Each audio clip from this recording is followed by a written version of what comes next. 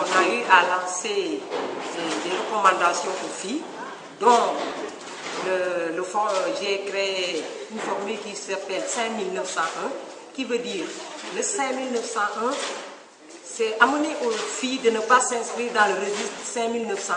Pourquoi c'est 5901? C'est 5 minutes de plaisir. Et 9 mois de grossesse accélérée, avec des gingives, mépris, et tout, et même risque de vie. 0 papa.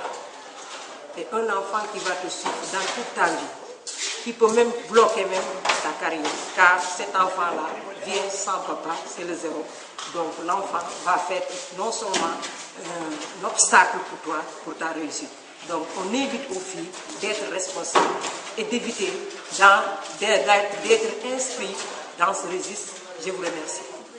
Nous avons une force, comme nous l'avons dit, à côté d'une force, les garçons c'est une force, nous aussi, la fille c'est une force. Donc comme on parle de l'égalité, de l'équité, nous voulons inviter. Retard, nous pouvons éviter la grossesse et la donc moi andi une formule bu ñuy wax 5901 5 minutes de plaisir boobu mun nañ ko éviter mënoon nañ ko éviter suñu mënee góorgóorlu jàpp seen jàng dem gëm seen bopp xam ne ñoom mun nañ réussir parce que lépp ci ñàkk wóolu sa bopp la waaw gëm sa bopp mun nga éviter nekk ci registre 5901 le 5901 nag su ma sañoon bépp jigéen bu sa tur nekk foofu parce que registre boobu boo fa duggee rek gàllankoor dàpp